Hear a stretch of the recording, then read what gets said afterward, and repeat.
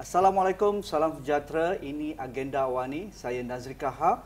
Malam ini kita akan menumpukan susulan daripada laporan UNICEF dan juga UNFPA pada minggu lalu berkaitan dengan Families on the Edge, iaitu laporan berkaitan dengan impak ekonomi bagi kelompok miskin bandar, terutama yang tinggal di sekitar flat-flat kos rendah di kawasan Lembah Kelang. Satu dapatan yang begitu menyeluruh berkaitan bagaimana impak kepada pendapatan dan juga perbelanjaan isi rumah, dan juga bagaimana pandemik COVID-19 ini memberikan kesan rantaian kepada kehidupan mereka. Apatah lagi bagi kelompok wanita dan ibu tunggal, dan kesan kepada keluarga yang diketuai oleh mereka. Jadi pada malam ini saya akan memberi sedikit penelitian ataupun tumpuan kepada bagaimana ibu tunggal ataupun wanita yang terkesan akibat pandemik COVID-19 hasil daripada laporan UNICEF dan juga UNFPA ini. Jadi bersama saya pada malam ini dua orang tetamu yang sudah bersedia, yang pakar dalam bidang masing-masing.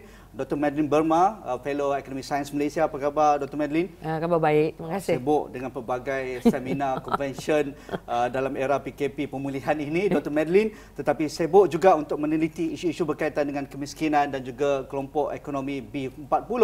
Dan di hujung sana rakan saya saudara Azlan Shah Nabis Khan, Ketua Pegawai Eksekutif Arba Foundation. Apa khabar Azlan? Baik, alhamdulillah. Terima kasih Arba Foundation juga sibuk dalam melihat realiti masyarakat yang terkesan ini, terutama apa yang kita bincangkan pada malam ini. Beliau baru saja pulang dari Johor Bahru. Ya, betul. Ya, kalau ni gambar-gambar dari IG dan juga media sosial Arba Foundation, mereka peduli ibu tunggal, kelompok B40. Macam-macam ceritalah, ada yang ada penyakit OKU, ada yang kataupun terkesan akibat daripada suami lari dari rumah lah, ataupun yang ditahan di penjara dan sebagainya. Jadi kita akan kongsikan apa yang dapatan yang diperoleh oleh Arba Foundation. Mungkin Dr. Madeline, dengan laporan ini Families on the Edge yang minggu lepas kami bawa penyelidik utamanya Dr. Muhammad Khalid, tetapi minggu ini kita membuat susulan.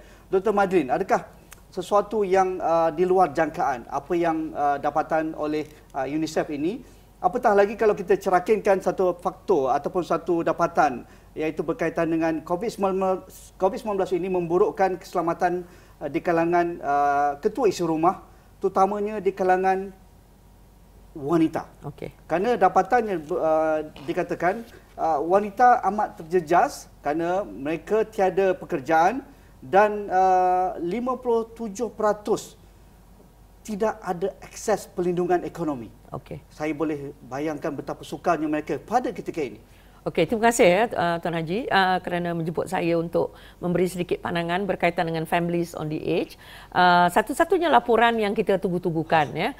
Sebab selalunya kita akan menerima laporan ini, kita kata biasa je. Sebab ceritanya hanya seolah-olah hampir sama. Tetapi bila kali ini ada elemen COVID dalam cerita itu, membawa penceritaannya dalam konteks yang lebih berat lagi. So jadi apa yang disebut tadi itu, apa yang kita boleh lihat ya dalam laporan ini, dalam masa saya membaca tu, satu perkara yang amat ketara seperti yang Tuan Haji sebutkan tadi ialah kesannya terhadap ketua isi rumah, dan dalam konteks ini yang kita nak fokus ialah ketua isi rumah yang diketuai oleh wanita. Amat memuranjakkan juga, hampir lebih daripada separuh ketua isi rumah adalah wanita. Responden yang diambil itu selalunya kalau kami buat kajian, biasanya bila you tanya ketua isi rumah siapa statusnya, walaupun secara lazimnya mereka akan menyebut suaminya yang ketua isi rumah. Tapi dalam konteks ini kita lihat ramai wanita itu mengakui dia ketua isi rumah, satu. Yang kedua, mungkin memang betul-betul dia ketua isi rumah. Dan punca pendapatan keluarga. Yes. Dan ini yang selalunya kita dalam dasar ya, selalunya tumpuan lebih diberikan kepada ketua isi rumah dulu. So ketua isi rumah dulu selalunya dianggap adalah lelaki. Dia lelaki dan yang jadi ketua isi rumah. Tapi sekarang bila kita tengok dalam kajian ini dan mula kebelakangan ini, especially dalam zaman COVID ini, kita lihat wanita yang menduduki jadi frontliner pula. Dia menjadi ketua isi rumah. Jadi apa yang tanggapan kita dahulu bahawa lelaki yang menjadi ketua isi rumah tu sudah berubah. Kajian ini menunjukkan satu, wanita, dan bagaimana wanita terpaksa berhadapan dengan cabaran-cabaran yang satulah of course dari segi gender adanya dari segi perlu mengimbangkan peranan dia sebagai ibu, peranan sebagai ketua isteri rumah dan sebagainya tu. Dan pada masa yang sama sebenarnya dia ada 3 fungsi dia: production, reproduction, dan satu lagi ialah dia juga PIBG, dia juga yang pergi mesyuarat politik pun dia pergi dan sebagainya. So yang production ni dia terlibat dalam aktiviti ekonomi, reproduction dia menjadi ibu, seorang mak dan sebagainya. Jadi ketiga-tiga ini, you bayangkan dahlah 3 ni dilapik pula dengan masalah pandemik ini, tak boleh keluar dan sebagainya. Memang satu yang memang bagi saya kajian ini memang memberi satu gambaran yang sangat menyedihkan lah dan ini menyedihkan untuk diri saya. Yang lebih penting ialah kerajaan dan juga NGO dan juga individu perlu membaca dengan teliti kajian, sebab banyak yang boleh kita bantu mereka dengan cara kita lah, bukan mestinya dengan beri duit. Ada banyak cara lagi. Okey, kita akan perincikan tentang itu, Dr. Madeline. Tapi Azlan, realiti di lapangan, kalau kita lihat laporan ini juga berkaitan dengan status pekerjaan mereka, hampir 32% wanita terkesan mereka tidak ada pekerjaan. Itu yang ada pekerjaan. Kalau yang ada pekerjaan, kalau kita zoom lagi, mereka ini dalam sektor pekerjaan tidak formal. Itu yang menyebabkan mereka tidak ada perlindungan itu. Tidak ada SOCSO, tidak ada insurans, mereka tidak ada EPF dan sebagainya. Lan, silakan. Kalau kita boleh lihat sejenak ke belakang, pada 2018 apabila keluar laporan UNICEF daripada tim yang sama bertajuk Children Without, pada ketika itu anak-anak dan wanita yang berada di kawasan PPR ini sudah menunjukkan keadaan yang membimbangkan. Kebantutan 1 daripada 5 kanak-kanak. Separuh daripada anak-anak tidak pergi ke tadika sebab memang tak mampu. So bila kami turun dan buat research pada ketika itu, kita dapati anak-anak ni minum susu pekat manis sebab ibu terpaksa keluar bekerja, tinggalkan anak. So bila kita masuk ke dalam tempoh COVID ini, kami mula berfikir laporan ini tentu akan membawa dapatan yang lebih membimbangkan. Jadi kita buka satu projek, pada ketika itu lebih 2,000 keluarga memohon daripada seluruh Malaysia, beyond Kuala Lumpur. Pada ketika itu bila kita saring, kita dapati majoriti besar adalah ketua isi rumah diketuai oleh wanita. Suami tinggalkan, cerai, ada yang suami dipenjara, ada yang suami memang lari tinggalkan terus sebab stres. Ada suami penagih dadah, ada suami yang sakit, lumpuh yang dijaga oleh isteri juga. So kita bila decide, kita turun dan kita pergi kita tengok, memang rata-rata apabila wanita yang bekerja ini, sebahagian kecil sahaja yang kerja ada SOCSO dan KWSP. Sebahagian besar mereka berniaga kecil-kecilan. Itu informal sector itu. Dropship. Tidak ada KWSP yang boleh dikeluarkan 6 bulan, 12 bulan seperti yang diumumkan. Dan bila kita tengok mereka, sebab menarik laporan yang dikeluarkan oleh UNICEF dan UNFPA ini, Family on the Edge, dia bukan hanya lihat aspek ekonomi, juga aspek well-being, mental. Kita jumpa ramai ibu-ibu yang berada dalam tekanan yang sangat tinggi. Ada yang major depressive disorder, makan ubat dan dipaksa tidur 12 jam straight dan anak terpaksa dibiarkan. So kita juga jumpa ibu-ibu yang mengikat anak-anak dia di tiang sebab dia tak boleh handle dah situasi tu. Depresi ya? Depresi. So ada juga anak dia yang baru berusia 12 tahun turut mengalami depression. Sebab dia pernah witness domestic violence. Dia tengok ayah dia yang mukul, yang bersifat kasar.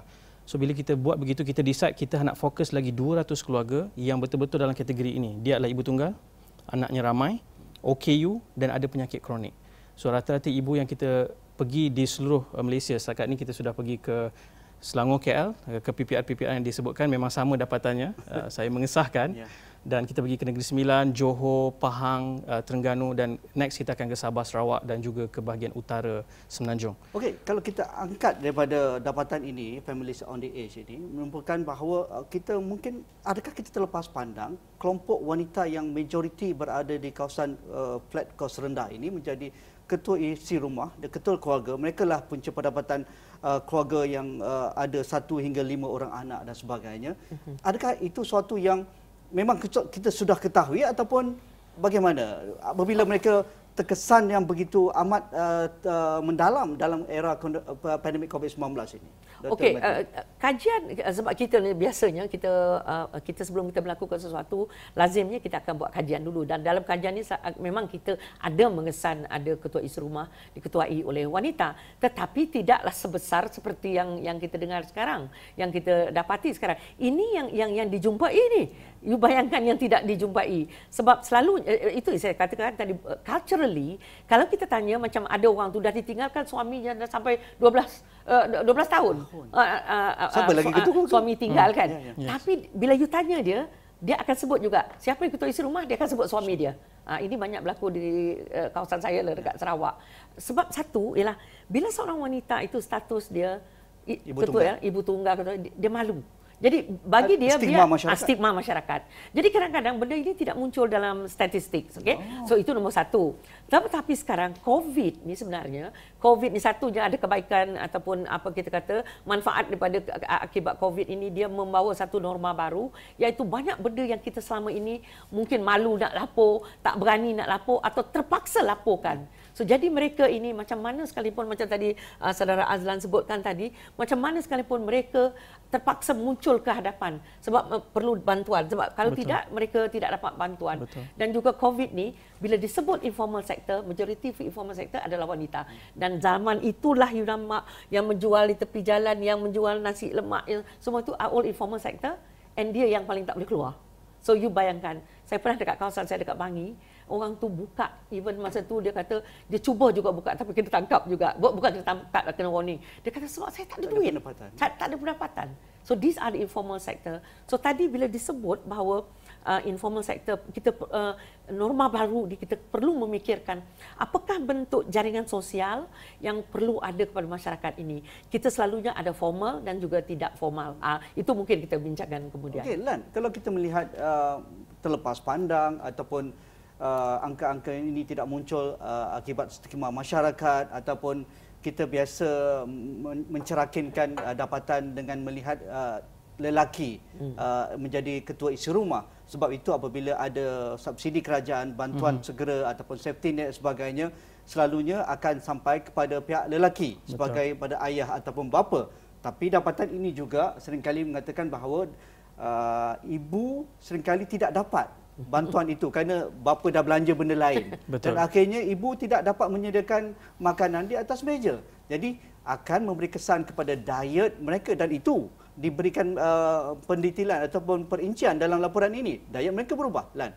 Bahkan daripada laporan sebelum ini pun, apabila Dr. Muhammad Khalid menyebut bantuan perlu disasarkan kepada golongan ibu, sebab banyaklah research di seluruh dunia menyebut lebih berkesan apabila bantuan diberikan kepada golongan wanita sebab mereka lebih mempunyai sifat tanggungjawab terhadap anak-anak berbanding suami ataupun lelaki. So kita jumpa hal yang sama bila mana mereka ini sebahagiannya terkejut juga kita jumpa apabila seperti mana Prof Madeline sebut, ada yang isu perkahwinan dia berpanjangan, kemudian suami gantung tidak bertali, tapi suami mohon BPN dan dia dapat duit itu sepenuhnya. Because dalam daftar itu nama dia. Itu yang menjadi isu. Dan dia tidak dapat. Dan bila tak dapat, antara pekerja yang mereka buat, mereka menjahit, mereka jual kuih. Tapi bila musim PKP dan raya ni, mereka tak ada job, mereka tak dapat.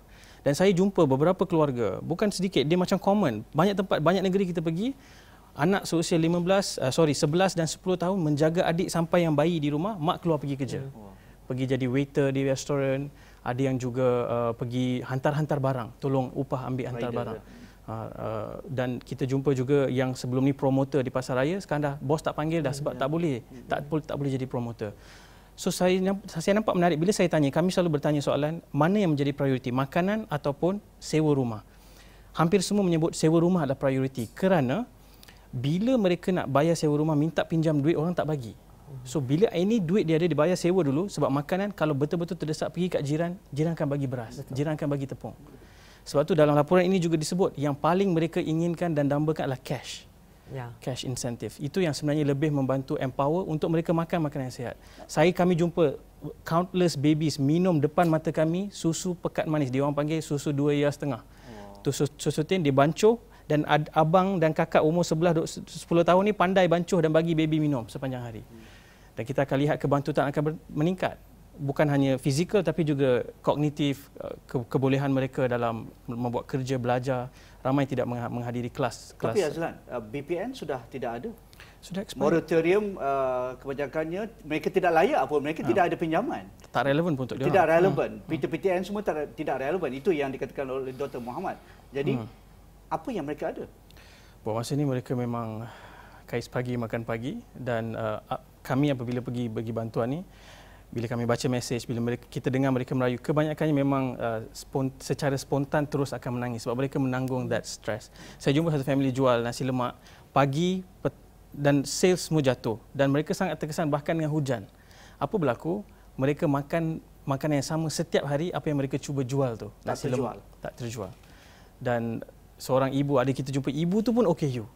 Aduh. Dia sendiri pun struggle untuk kehidupan dia dan dia terpaksa tanggung anak-anak dia. Memang kalau tanya saya tak banyak option. Kita cuba tengok apa JKM, apa yang zakat ada, tapi semua kebanyakannya one off. Dan one off ni dan dalam laporan ini juga disebutkan tentang kronism yang antara menjadi faktor sebab bila kita tengok mekanisme menggunakan ketua kampung ni memang ada elemen bila stigmatization berlaku, suami di penjara misalnya sebab dadah. Bukan salah isteri, bukan salah anak, tapi dia dipinggirkan dalam stigma. Dan bila dia nak start berniaga, orang kata, orang lain dah jual kek coklat, kenapa kamu nak jual juga? Budaya kita jumpa ini di Terengganu, kita jumpa ini di Melaka, sama, patternnya sama. Masyarakat kadang-kadang ada yang baik, saya akan kongsikan sisi baik, kita jaga kita yang real berlaku di ground, tapi ada juga orang yang kurang empathy dan kurang sifat perikemanusiaan menyebabkan tekanan terhadap ibu yang menjadi ketua isi rumah ini sangat tinggi. Mereka berada di teka.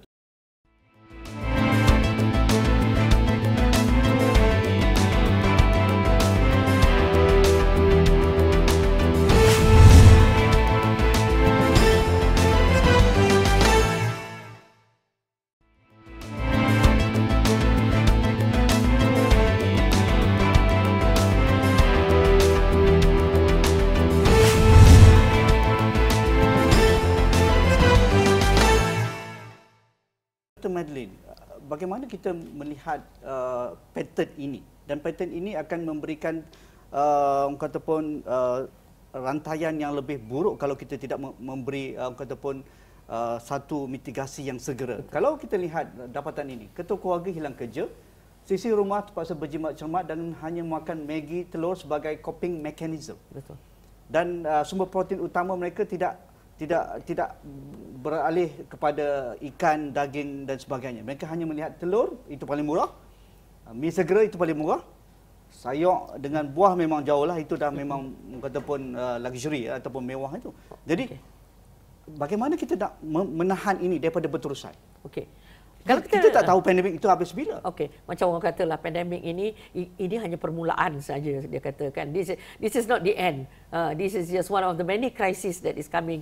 Cuma bentuk krisis tu dia macam mana, dan ini merupakan satu-satunya yang fenomena yang tidak pernah berlaku dalam sejarah kita, di mana kesihatan dan juga ekonomi itu bergabung. Jadi balik kepada cerita ini, kami yang mengkaji kemiskinan, saya ni dah sampai tua, daripada umur muda sampai jadi dinosaur ni, sampai lah cerita kami ialah satu ialah mencari, kita memang tahu masalah kemiskinan ini, tapi yang kita masih sampai sekarang masih belum dapat lagi capai satu kepuasan itu, bagaimana nak menyelesaikan masalah ni. Mungkin you cannot solve it completely, tetapi kita boleh, macam istilah digunakan mitigasi, kita dalam bahasa Inggeris you alleviate saja, you tidak akan hapuskan, sebab kemiskinan itu tidak boleh dihapuskan. Jadi COVID ini menunjukkan kepada kita banyak perkara-perkara yang ada kelemahan dalam cara kita mendangani. Tadi bila saya dengar saudara Azlan berbincang dengan saya, kami di Suhakam, kami ada beberapa webinar berbincang dengan NGO. I tell you, I am so full of praises of the NGOs, sebab mereka memang ada yang sampai last minute itu dengan askar, dengan polis, dah memang dah nak tangkap dah, dia kata, tapi tak apa, dia kata biarkan kami bawa makanan ini, dan of course mereka diberikan. Maksudnya di sini kita melihat bagaimana satu bentuk seolah-olah satu, we call them the third sector now. Dulu dia just kalau ada tak apa, ada kalau tak ada. So they are very important now, kerana mereka lah orang yang betul-betul sampai ke bawah. So what it means here is that we need a new form coalition yang jangan hanya kerajaan merasakan dia aja yang tahu menyelesaikan masalah. The government knows all. Now it is keadaan di mana not only the government but NGOs, NGI, including NGI, saya sebut NGI, people like Syed Azmi, individu, and macam you all is NGO. So these are the people that we need to work together. Itu nombor satu. Nombor dua ialah masyarakat kena diberi, kita kena memperkasakan mereka. Jangan hanya jadikan mereka passive recipient. Kerja dia queuing up, dapat bantuan, lepas tu bantuan pula bagi dia satu kampit beras, beberapa tin susu tu pekat tu, and standard untuk semua orang. So kita kena ubah sikit, tapi of course it's easier said than done lah, maknanya kita senang bercakap. Tapi saya lebih nak melihat bagaimana gabungan ini bekerjasama, satu, dan kedua, sebab the new poor are very different. The new poor is not like the poor yang kita tahu dulu. Kami sekarang, we call them the vulnerable poor, the hardcore poor. Itu hardcore poor yang dulu lah. Sebab kita tengok just pendapatan. Sekarang is about well-being. Yes. Mental health kita tak tengok lagi. So benda-benda begini. Okey Lan, kalau kita lihat dapatan ini juga, bahawa persepsi kita lah, masyarakat, kerajaan, sentiasa melihat mereka ini kelompok yang recipient, beneficiaries, menerima. Tapi daripada dapatan ini, kita tidak lihat mereka ini pemalas. Mereka ini berusaha sekuat tenaga mereka. Kalau ikut percentage household reporting adoption coping strategies, 59% mereka berharap government assistance. 45% menggunakan savings, utilize savings. 29% reduce food intake. Betul. 17% loan from family and friends. Dan 9% sell personal assets, gadai. Yes. Maksudnya mereka berusaha. Yes, betul. Daripada pengalaman kita di lapangan, betul. Kumpulan yang berusaha ni memang besar. Kalau boleh saya pecahkan, ada tiga kategori. Kategori pertama ni mereka dalam keadaan yang memang perlu bantuan yang lama sebab suami lumpuh, suami bedridden. So, isteri tak boleh nak keluar kerja dan anak ramai. Memang susah situasi itu. Kedua ni, yang paling ramai ni, yang tadi Haji Nazir sebut, yang memang pergi kerja, buat apa saja yang boleh dapatkan duit, hantar anak pergi. Anak-anak kecil sekarang bekerja. Kalau kita tengok, tolong ibu buat kuih, tolong ibu mengupas ikan bilis. Ada yang pergi dan hantar-hantar barang on behalf of ibu bapa, bawa balik duit untuk bagi kat mak. Ada yang pergi sekolah jual nasi lemak sampai cikgu bagi tahu tak boleh jual. Sebab situasi begini dan sebagainya. So mereka cuba apa saja daya yang mereka ada. Dan tak dinafikan ada kelompok yang ketiga ni yang sebahagian besarnya mereka ni memang sebelum PKP lagi kita panggil peminta sedekah yang profesional. So mereka ni golongan kecil. Jangan sebab mereka golongan kecil ni kita pukul rata yang lain. Yang kelompok terbesar itu yang berusaha, yang kita jumpa ibu yang berniaga walaupun tapak dia telah dihalau keluar. Tepat kami datang tu adalah hari yang dia dapat phone call bagi tahu tapak dia kena halau. Dia menangis sepanjang hari. Bila kami datang tu, somehow dia rasa macam saya tak sangka hari ni saya akan dapat, dan esok beberapa hari lepas tu dia hantar gambar kat kami, dibuka tent baru, dia dah start berniaga balik. So resilience tinggi, semangat tinggi, dan kebanyakan mereka sentiasa bercakap dengan nada positif walaupun mereka menanggung beban. Dok, kita faham kerajaan tidak banyak orang kata pun kemampuan tabung ataupun kewangan untuk lavishkan mereka dengan pelbagai bentuk bantuan. BPN itu sudah bermula dan sudah pun berakhir. Betul. Dan kita bantuan sara hidup pun bukan semua yang akan dapat bantuan sara hidup. Apa lagi yang kita boleh lakukan kepada kelompok ini selain daripada goodies ataupun bantuan one off sebegini? Okey. Kita ada dua cara selalunya dalam kita berurusan dalam menangani masalah kemiskinan. Yang satu yang lazim tadilah handouts, handouts seperti yang ada. Dan itu lebih kepada kalau kita tengok BPN, bantuan sara hidup, emergency is okay. Dan dia pun kalau kita tengok dia panggil lifeline. Dia sekadar untuk untuk cungap ni nak ni sediakan makanan atas meja. That one is okay. Dan kita kena ingat, kami ekonomi sekarang dah menggambarkan what we call Black October. Oktober yang akan begitu gelap, moratorium akan berakhir bulan September, semua akan berakhir. Semua dah risau, ramai yang minta supaya disambung balik. Bagi saya kita perlu memikirkan satu pendekatan yang lebih sustainable, yang jangka panjang, yang berasaskan satu ialah kita mesti membangunkan what we call one is the capability asset mereka itu. Tadi Azlan ada menyebut mereka ini mereka bekerja, dia ada kekuatan dia. Yes, that one kita kena bangunkan. Jangan hanya mencari kelemahan dia orang je.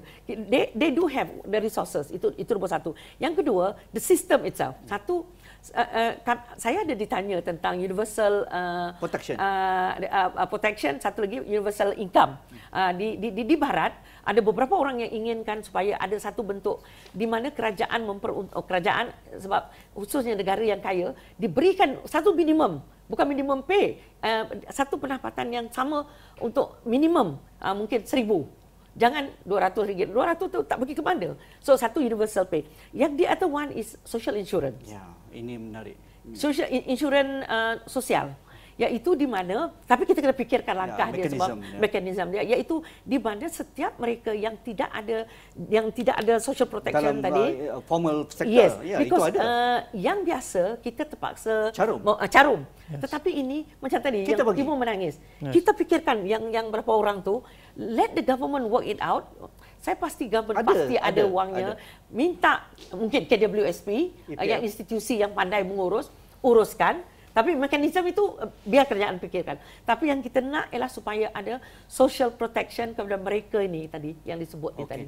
Dan Dr. Madeline kena datang lagi. Oh, sorry, jangan habis. Cukup masa untuk kita bincang. Menarik sekali membuka mata kita realiti di bawah sana. Mereka yang terkesan akibat COVID-19 bukan calang-calang, bukan sikit-sikit, tetapi ramai sekali kelompok yang berada di kos rendah, di rumah kos rendah, di flat-flat dan sebagainya.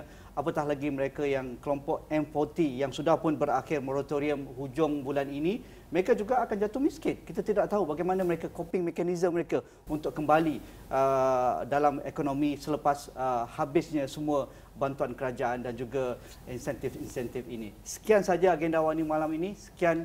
Assalamualaikum. Kita jumpa lagi.